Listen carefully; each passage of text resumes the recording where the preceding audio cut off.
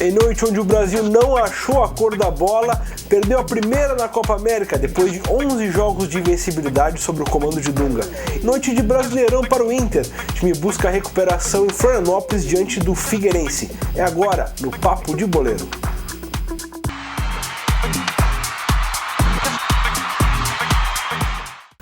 Uma noite que nada deu certo para a seleção brasileira na Copa América.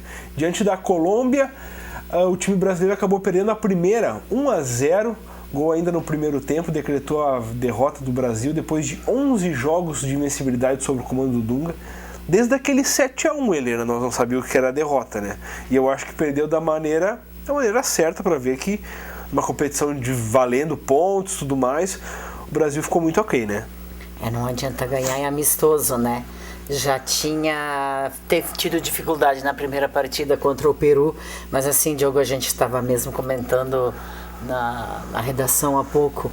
Gente, nós corremos atrás da Colômbia o jogo inteiro, isso é cada vez mais preocupante a situação, não só da seleção brasileira. A seleção brasileira é um reflexo do futebol brasileiro. É uma crise assim sem precedentes de jogadores. De dinheiro já é meio normal, mas de jogadores é assustador. E essa dependência que o Brasil ontem se mostrou, na primeira partida havia se mostrado a questão do Neymar, ainda que era o Peru, um adversário teoricamente mais fraco que a Colômbia, ontem os colombianos mostraram porque são um dos candidatos ao título, e aquela derrota para a Venezuela, a gente vai aguardar ver a Venezuela daqui a pouco, entra em campo aí para fazer o seu segundo jogo contra o Peru, mas o certo é que a Colômbia foi muito superior ao Brasil o tempo inteiro, né? O Brasil acho que teve lampejos de bola na área, aquela falha do goleiro. Nem entregada de goleiro a gente não está aproveitando, porque aquilo ali foi um presente.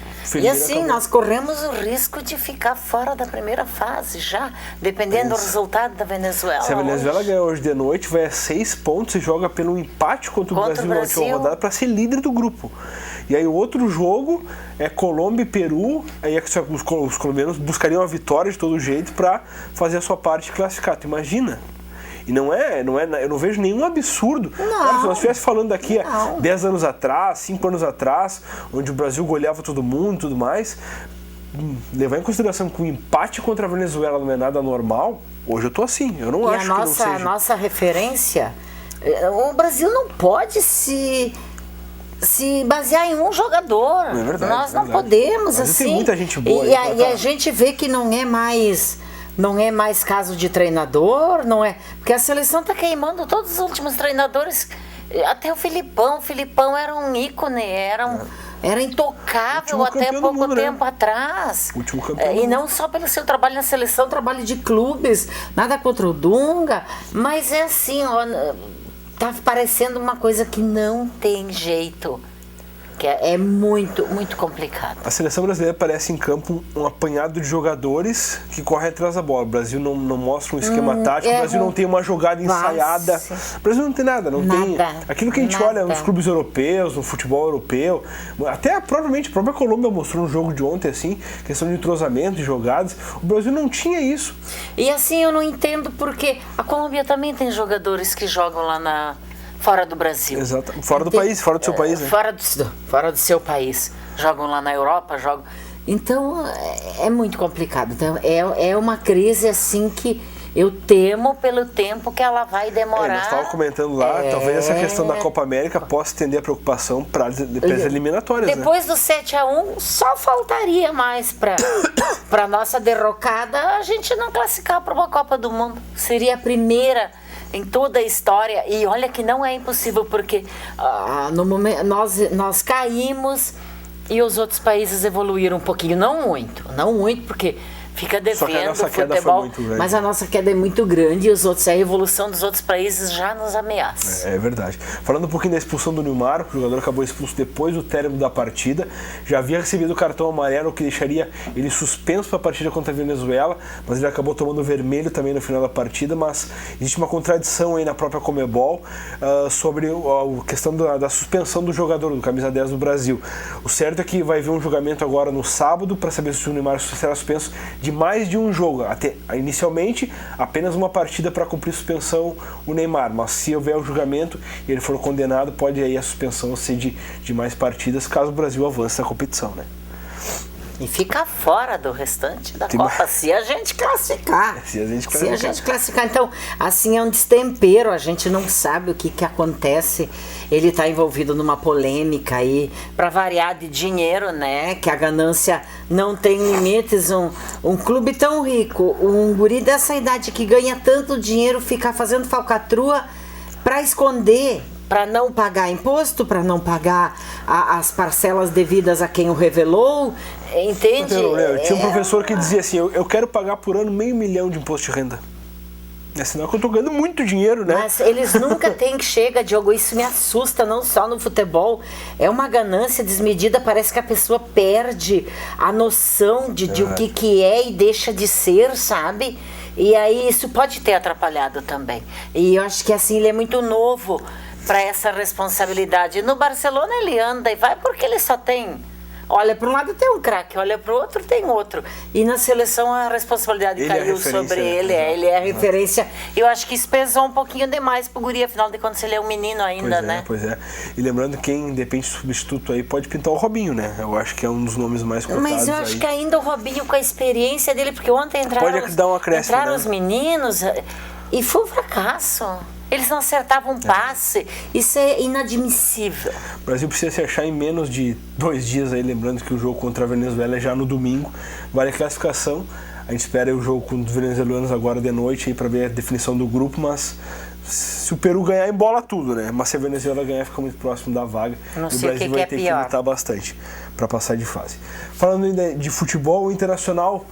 Vamos voltar para um pouquinho o âmbito nacional aqui. O Inter hoje abre a 8ª rodada do Campeonato Brasileiro contra o Figueirense, jogo daqui a pouco às 21 horas, lá no estádio Orlando Scarpelli.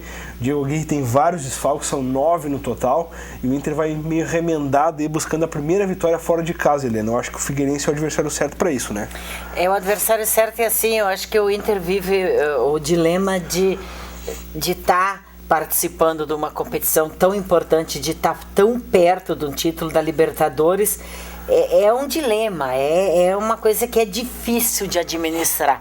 Não tem como chegar numa partida do Brasileirão e dar uma relaxada.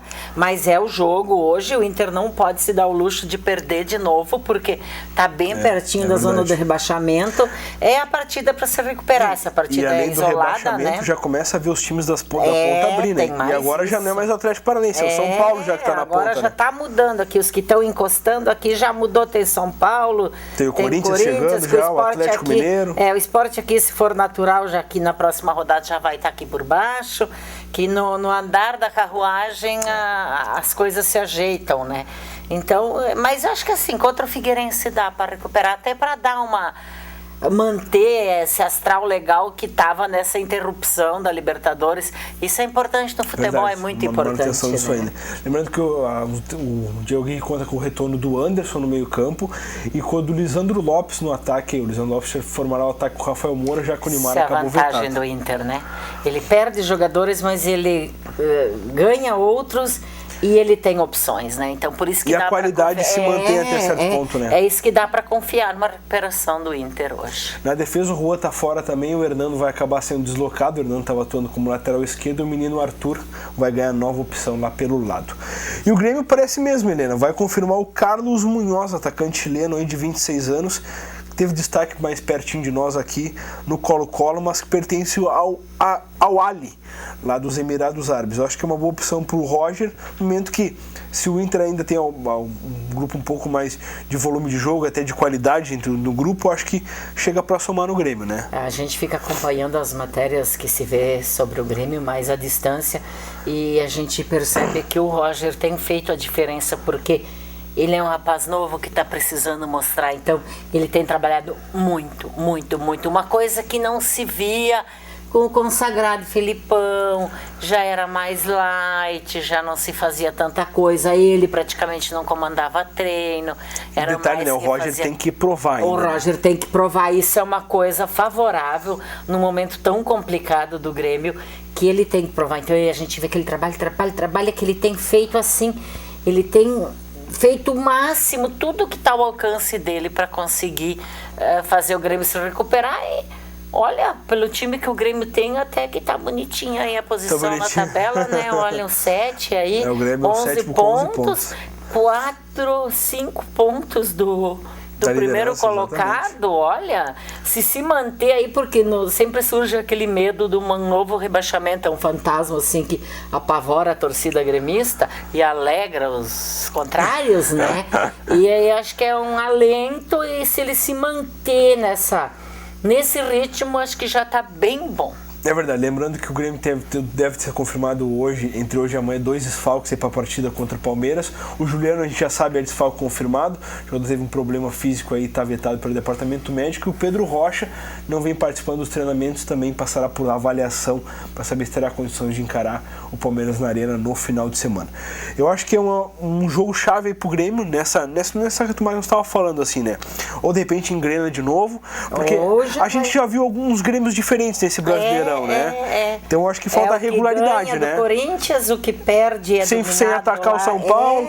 Então a gente espera, acho que uma regularidade desse time do Roger. Tá faltando, né? Isso ainda, uma regularidade. Se o Roger conseguir dar isso pro Grêmio, eu acho que ele já tem um bom aval aí para dar certo na carreira. Se fosse interessante assim. Vamos, então, só lembrando aqui o jogo da Copa América hoje de noite, além de Inter às 21 horas, tem complemento da segunda rodada aí do grupo C, 20h30, então daqui a pouco o Peru enfrenta a Venezuela. Vamos ficar aguardando aí para a Venezuela ou saltar na liderança ou embolar o grupo, Helena. Temos que ficar torcendo para os outros, Diego. A gente não estava acostumada com isso, verdade, né, Diogo? O Brasil, demais, lamentável. Demais. Eu, por exemplo, que já vi. Você é mais novo, mas eu vi aquelas seleções maravilhosas.